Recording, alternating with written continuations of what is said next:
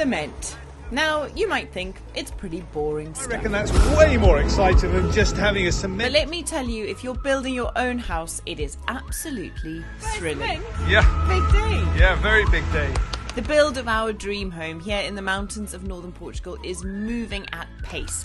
And if you're new to our channel, then please consider subscribing as we document every step of the process. The good, the bad, and everything in between. Today we start to get serious about lifting this home from the granite around us, and our team begin the task of pouring cement into our foundations. There's certainly no turning back now. Part 1. What do you see, bud? Let's go see a chicken. Let's go see the chickens. Wait, we got to look what's going on here first. Have a look at this, everybody. Today is a big day because we have just received a delivery of cement. It is absolutely freezing this morning. We've had such a cold snap, but it's beautiful. We're having these really, really beautiful blue sky days with a big nip in the air, but just stunning. I mean, look at it. Look at the clouds in the valley behind me. And we have a crane, haven't we? We've got a crane. Yesterday, the guys moved the cement mixer with the crane closer to where we are going to start pouring these foundations, which I'm pretty sure is happening today because we've just received this delivery of a big pile of cement bags. The guys are busy beavering away at getting things sorted out down there, and we'll go down and have a look now and see if we can figure out what they're up to. And I think we might be starting to pour cement, which feels crazy. Anyway, let's go down and have a look and see what these guys are getting up to. Hello, buddy. Good morning. Feel it, Mum, feel it. Okay, I'll feel it. Ooh, cold. We do indeed, folks, have our first frosts of the year. Cold. Look. Right, let's go see what the guys are doing.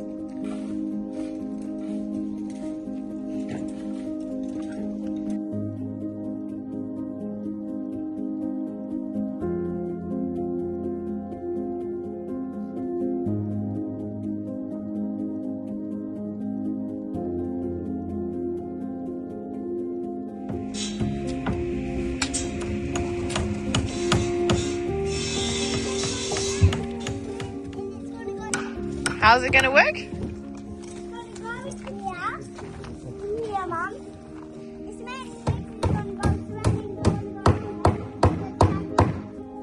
And then what happens? try. And then what happens? They're going to build a house, silly.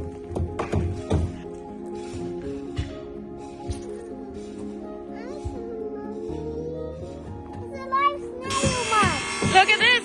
It's not even a joke how cold it is. The water in the wheelbarrow is frozen solid. Look at that. Look at it. It's icy. Yummy! No, you can't eat that. It's very dirty. But I knew it was cold, but that's crazy cold. It is all go. Morning, Ruby. It's all go this morning on the building site. We've got the cement mixer all set up to go. So much going on. All the rebar is in place. Everything's put where it needs to be. We are, I think, today going to be putting some cement down. That'd be pretty cool, wouldn't it? Lovely day for it.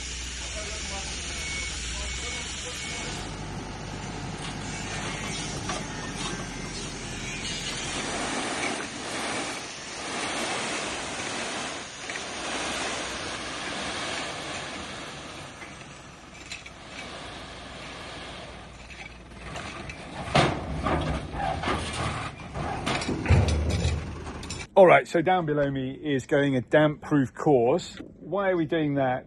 Everybody knows why you need a damp-proof course. Of course you do. That's to stop the water from coming up. That plastic is going to be there. For the rest of the house, we probably won't need it because the rest of the house, as you can see, is going to be built on stilts.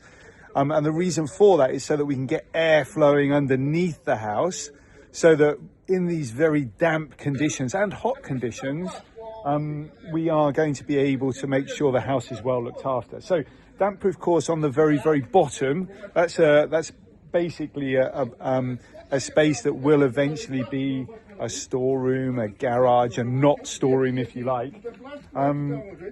I'm not going to be worrying too much about, and if you guys remember back to a conversation that we were having about gases coming up through the rock and how important it is to safeguard against those gases, totally agree. In the garage area, in the storeroom, it's not going to be that important. And what we're going to make sure we do, like I just said, is make sure there's air flowing underneath the rest of the house so that those gases have got spaces to escape to, rather than building up coming through the floor. So we won't need to put plastic, hopefully, although I'm expecting it to be like this anyway, whether or not it works out like that. We won't need to be putting plastics down on the majority of the floor of the house because it'll be on stilts. So I think that's pretty much the last job before we start throwing some cement down.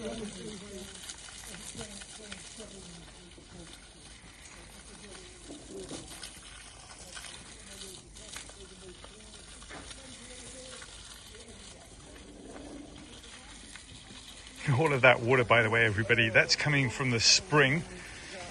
That's cool, isn't it? So we were cracking on there and doing lots and lots of really great work, watering down the foundations, ready to put the cement into place. And of course, what happens? The water stops. Well, if you've been following our journey for a little while, you'll know that we often have water problems here on the farm. Very, very common. But in this instance, it wasn't because we ran out of water. It was because the electricity stopped. Now, there are lots of things that we didn't think about before we started buying a property in Portugal. Loads. In fact, almost everything. One of the things we didn't think about was water and electricity. These are fairly elementary things, and also internet. We solved the internet problem. We got fiber broadband brought to the house. That was pretty easy, but that was because it was just at the end of the street in the village. We also got the water connected from the mains water. When we first got here, it was all completely off-grid water system. The water that we were using in our taps was coming through our spring. Really, really cool, except for when you run out in September and October, which is exactly what happened here the first year that we were here. So then we decided, okay, we should get connected to the mains water. Also, if you're building a house in Portugal, if you don't get it connected to mains water and mains electricity, you can't get it signed off at the end. So it's a prerequisite of building a house in Portugal. That's my understanding anyway. Correct me if I'm wrong, comments below. So we needed to get connected to the water. It took about a year. On and off, give or take. The original estimate was about 6 weeks to get connected, but in the end it took quite a lot longer than that. The electricity, however, is an enduring and remaining problem. It's something that just doesn't go away, and the reason for that is coming to this property originally we had 3 kilowatts of electricity. These numbers, by the way, mean absolutely nothing to me. They only mean a little bit to me now because I googled it and I started working out what's going on here. So the electrical company, unlike in the UK, I think anyway, at least I never came across this in the UK. The electrical company in Portugal that runs the main grids distributes electricity differently than it does in the UK. So to most UK houses, you're going to get between 10 and 18 kilowatts going into your house. What does that mean? Basically, that means if you switch a kettle on, and you've got your water heater and your power drill and your washing machine on, everything's going to run all at the same time and nothing's going to pop off. Here we've got Obi, come off. Come, Obi, come. Here we've got approximately, well, we started off with 3 kilowatts, not anywhere near enough, and so it's popping all the time. Now we've got 6 kilowatts, but it pops a lot. Every time we turn something on, if the kettle's on, all of the electricity in the entire house just pops off, gone. So we are looking to increase that, but in order to increase that level, we have to get an electrician in here to sign everything off to say that the electrics are all good. And then the electric company will just sort of switch a switch, I guess, on, off, and give us a little bit more electricity so that we can run a heater at the same time as having a kettle on. Two of these things use a lot of power, and so we need more than the 6 kilowatts that's coming to the house at the moment. I hope everybody followed that. A little bit tricky, but that's the reason why the water's just gone off right now, because the pump pumping it from the off-grid system, tripped a switch that said too much electricity is being used. You've got a heater on, you've got a coffee maker. I'm cooking some coffee at the moment. You've got a coffee maker on as well. You can't have those three things on all at the same time. We do have this generator, but that would seem quite ridiculous to have to turn the generator on in order to cook a cup of coffee. So we'll probably not do that. One solution though, definitely.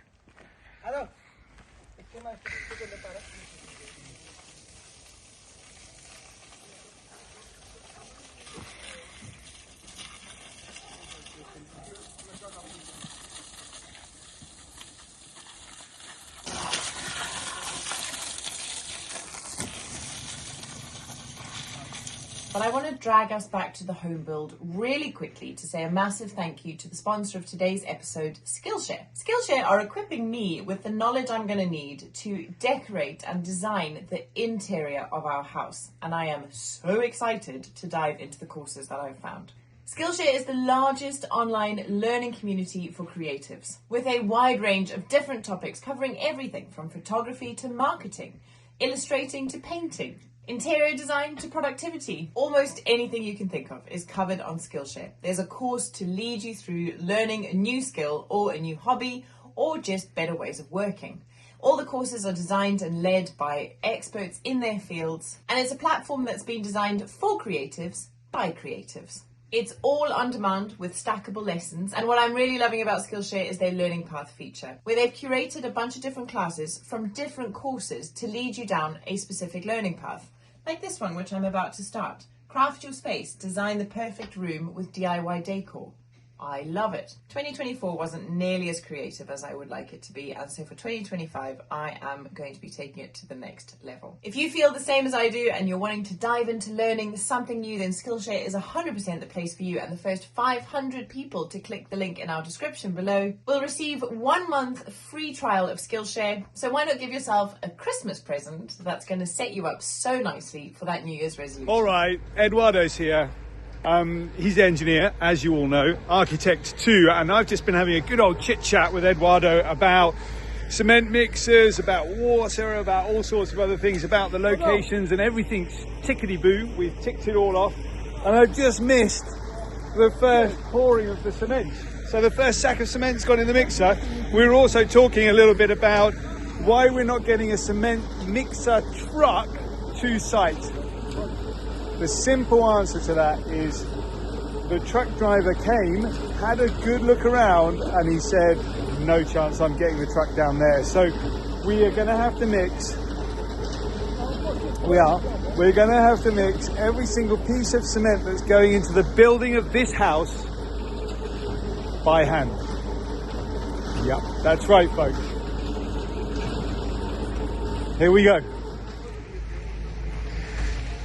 Eduardo's here as well.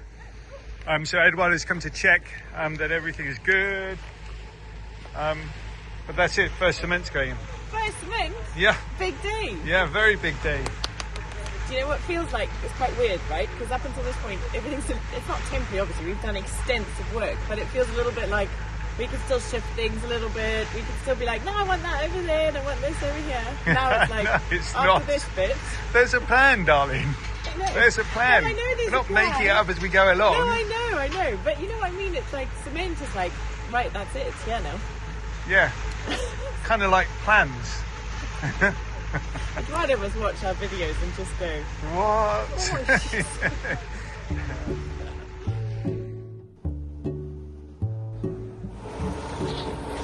That's the first thing.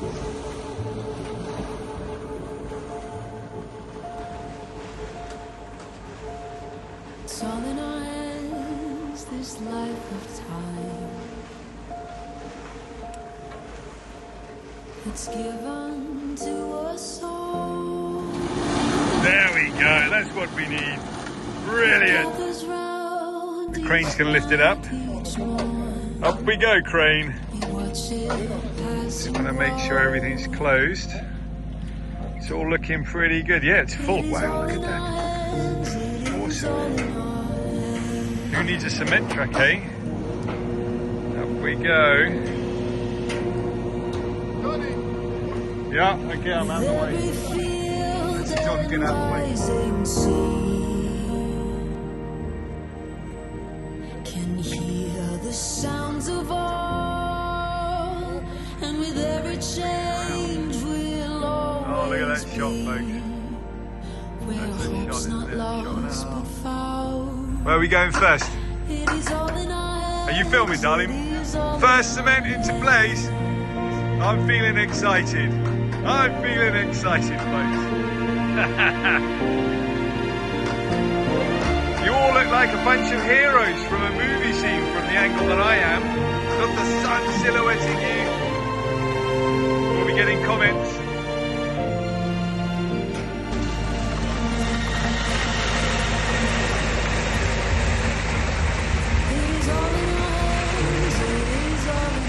First cement. Yes.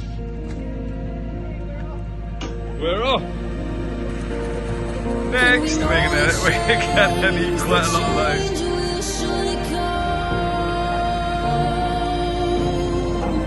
Baby, one more trip around the sun. Look, check this out. This is so cool.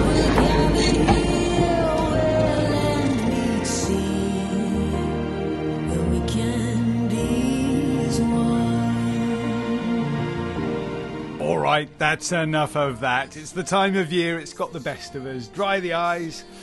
What an adventure we've begun. The pouring of the first cement. Thanks so much, as always, for all of your support and helping us build this house. It's so wonderful. Right, let's get on with that next pour. It can be as one. It is all in our hands.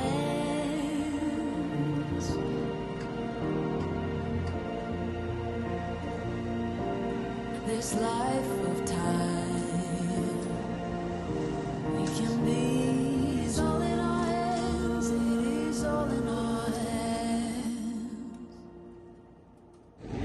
So the issue we have here, which we've mentioned before, is access. It's really hard for big vehicles to get down our road.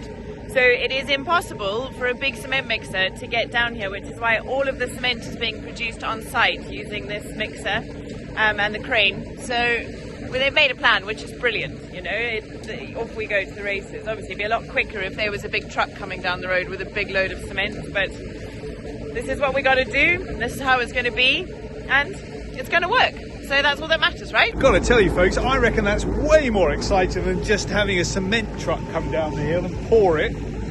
Brilliant.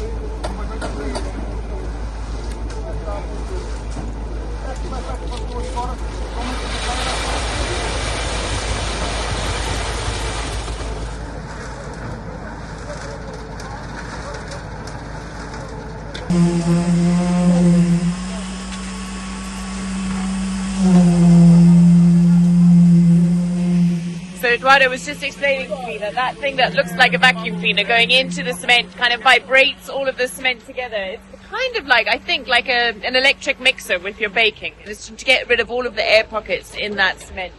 This one in particular, because it's founded onto the rock directly, it needs to make sure that it doesn't have any air in it, and it is super duper strong. So they're starting with this one, getting all the air out, and then all of these are going to be linked with beams and the strong floor. And Eduardo promises me that we are all good with any risk of seismic activity and things like that. We'll be just fine. So that is a relief to hear.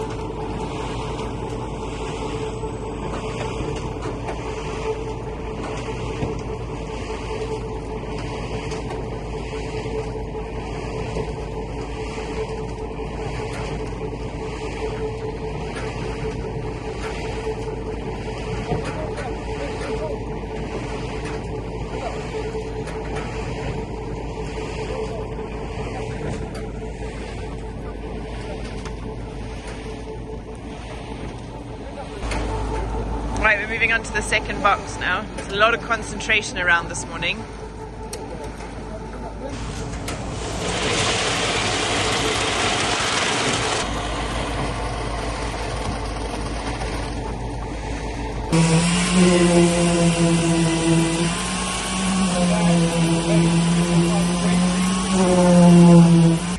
So, Eduardo, how is it going? I think it's going okay. The guys are putting things in motion for beginning the concreting. So the next few days will be something similar like this. Lots of Concreting the foundations. Yeah. And I think now we are good. So, question: if we had got a cement truck down here, how long would this job take, and how long is it likely to take now? I think probably for me could be even better in questions of time. Okay. Because we are doing. You need it, you have it. Yeah. And with the truck, we need to schedule. It needs to come. You need to have a special day for the concreting. So it could be even shorter the time. Okay. Yeah. So this might be better. Not long. Okay. Okay. And so, do you think the guys are going to be sticking cement in the ground for a couple of days, just doing this? It's Now going to that be. they are concreting the foundations, so Yeah. we can do it isolated from each other. Okay. The next phase, when you are talking about slabs, we need to do it all in once. Okay. process. So Okay. depends Yeah. of the phase of The job. So I'll give you an example of that, folks. This we can put in one go. Fine. This we can do. This we can do. All of that can go in one go. But when we lay a slab, which is like down here, we need to do it all at the same time. We can't do it bit by bit by bit. We can't stop and start. It has to go in all at the same time. Whereas this is a smaller area, and so putting it all in, we could do one at a time. Wait, one, go for a lunch break, wait, another one, go for a coffee break, that kind of stuff. But when we get to the slabs, we want to do it all at the same time. So cool. So I was just trying to understand from Eduardo what happens next. I think, a lot of the time I'm just like, I don't know what's happening. So we've got the black plastic down at the bottom there as a damp-proof course in the not garage, and that's really important because the slab for the floor is going directly onto the ground. With the rest of the house, because this area of Portugal is so granitic, like it's got a lot of granite, And radioactive. and granite is very radioactive. We've had a few questions about this because I know people in other countries have had issues with radon when they've been building with granite or on granite or around granite. So granite emits a gas called radon, which is radioactive and very, very bad for your health. Although, as Eduardo said, our ancestors all lived in granite houses and made it to like 150 years. I don't think it's the radon that's the problem. I think it's probably the E numbers in our food, but that's a whole different discussion. Radon is a problem, folks. It gives you cancer. So, and E numbers do too, but also radon's a problem. So, because radon is a problem, we are building our house floating above the rock, so Yeah. that there's an air gap beneath the floor of the bit that we live in, that kind of floats that air, the radon occupied and contaminated, the radon contaminated air out of that space. It doesn't come into the house. Anyway, so the next thing that's going to happen is they're going to start getting this ready to lay the slab. I don't know if that's going to happen before Christmas. That was my next question, but you want me away from my radon. No, I don't think it's likely to happen before Christmas. Okay. I think they'll probably get the foundations in place, because after we've got these in place, we're going to need to box in the stilts, the pillars, Okay. and then fill those with cement. And then once we get that, we'll be able to start looking at a slab. It's a process, isn't it? It is, yeah. There's lots to do. It's a big job. It's a big house. Indeed, indeed.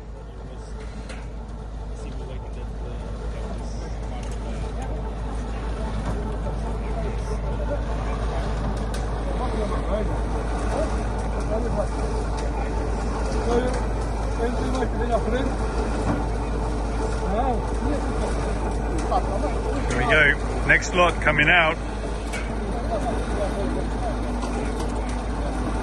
Do you know, Joachim and his team, I know, are watching these videos when they come out. Joachim, if you are watching this episode, just a huge thank you to you and your team for being good sports and allowing us to video the entire process. You know, it can't be easy being watched by one or two people, especially you know, the people that you're building a house for, let alone knowing that you're being watched by 100,000 other people on YouTube. So thanks very much, Joachim, and to everybody on the team. Really appreciate it. So our first day of cementing is drawing to a close. John just can't help himself. He's taken over. Well, not really, but getting stuck in.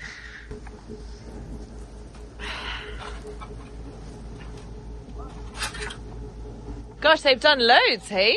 Yeah, it's been a really busy afternoon for those guys. I've just jumped in, standing watching. It's like I just want to be involved, you know. Yeah.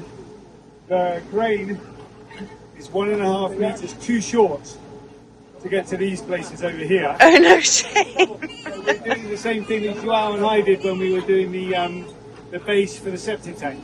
Okay. Using the corrugated iron, we're just using the funnel. Okay.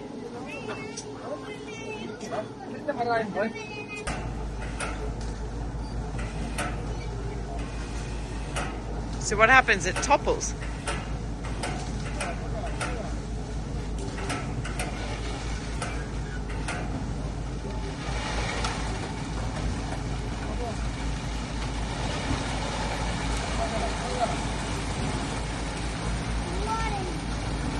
No pressure there, love.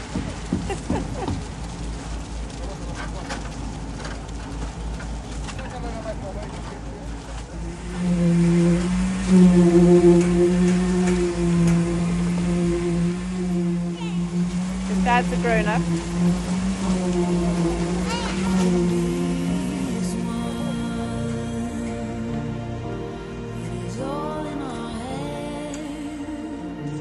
Hey, Dad, when's the house gonna be ready?